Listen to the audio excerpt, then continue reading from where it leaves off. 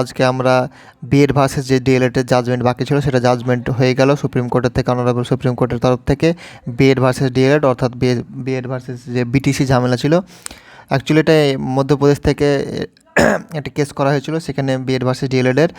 তো যেটা রায় হলো সেটা হলো অবশেষে জিত হয়ে গেল আমাদের বিএডের।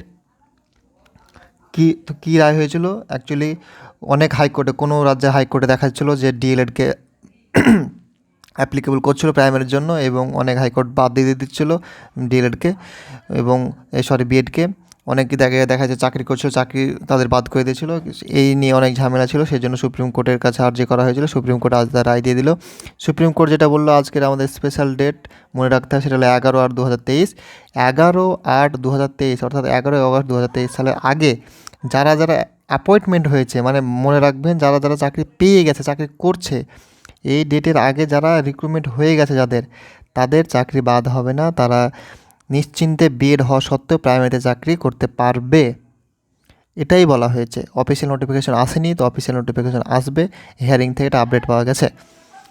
তো কয়েকটা প্রশ্ন আমাদের মনে থাকবে, সেটা হলো 11 আগস্টের আগে বিএডরা যারা প্রাইমারিতে চাকরি করছে তাদেরকে চাকরি বাদ হয়ে যাবে। আর একটা কোশ্চেন হলো ওয়েস্ট বেঙ্গল টেট 2022-এ যারা যে সমস্ত বিএডরা পাস করেছে তাদের যে সার্টিফিকেট ছিল সেটা কি বৈধ আছে আর না নেই, মানে বৈধ, অ্যাকচুয়ালি তো বৈধ নেই, কিন্তু এখন যে রায়, সেই রায় কী বলছে।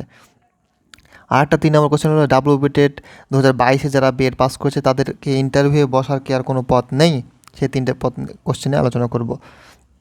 তো আমাদের যেটা করতে হবে সেটা হলো, দেখুন, প্রথম কোশ্চেনের উত্তর হলো 11 আগস্টের আগে বিএড প্রার্থী যারা চাকরি রিক্রুটমেন্ট হয়ে গেছে তারা নিশ্চিন্তে চাকরি করতে পারবে, তাদের কোনো ঝামেলা নেই, তাদের চাকরি বহাল থাকলো, তাদের চাকরি বাদ হলো না।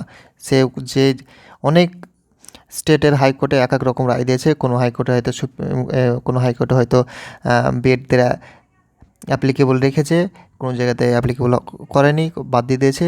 তো সব রায় এখন বাদ হয়ে যাবে। এখন সুপ্রিম কোর্টের যে রায় সেটা সব শুধুমাত্র মধ্যপ্রদেশের জন্য না, পুরো অল ইন্ডিয়া এটা অ্যাপ্লিকেবল হবে, অর্থাৎ সকলেরই চাকরি বহাল থাকবে। 2 নম্বর কোশ্চেন হলো যারা বিএড 2022-এ বিএডেরা যে পাস করেছে তাদের সার্টিফিকেটটা কি বৈধ হবে। তো এই ব্যাপারে কিন্তু আজকের রায় কোনো কিছু বলা হয়নি। আজকে যেটা বলা হয়েছে সেটা হলো চাকরি যারা পেয়েছে রিক্রুটমেন্ট তাদের সম্বন্ধে। তাহলে এখানে এখনও ধোঁয়াশা থেকেই গেল, একটা ধোঁয়াশা থাকলেও তাদের কি কোনো রকম চান্স নেই। তো বিএডরা যারা 2022 টেট পাস করেছিল, 2023 নিয়ে কোনো চাপ নেই, কারণ ওরা তো বিএড বাদই, এখানে তো অ্যাপ্লিকেবল হয়নি, ঠিক আছে। কিন্তু 2022-এ কী হয়েছিলো, বিএড দিয়েছিল এবং পরীক্ষা দেওয়ার পর সার্টিফিকেট হয়েছে। তো এটার জন্য আবার পার্টিকুলারলি ইন্ডিভিজুয়ালি এটার জন্য ম্যানুয়ালি যদি কেস করা হয় বা কেস করা থাকে, তার রায় যদি আলাদা হয় তখন দিতে পারে, তখন দেখা যাবে যে বিএডের যে 2022-এ যারা পাস করেছে তারা পাবে কি না। তো আজকের রায় থেকে কোনো কিছু বলা যাবে না বিএডের সার্টিফিকেট যারা 2022-এ পাস করেছে তাদের অ্যাপ্লিকেবল কি না। তো এর জন্য আরও আপডেট দেবো, আপডেট পাওয়ার জন্য আমার চ্যানেলটি সাবস্ক্রাইব করে রাখবেন, এবং নতুন আমাদের যে গেজেট পাস করবে, যে নোটিফিকেশান দেবে সেটা ডিটেলসে তখন বিশ্লেষণ করে দেওয়া হবে। তো আজকে ভিডিওতে এতটাই, ধন্যবাদ।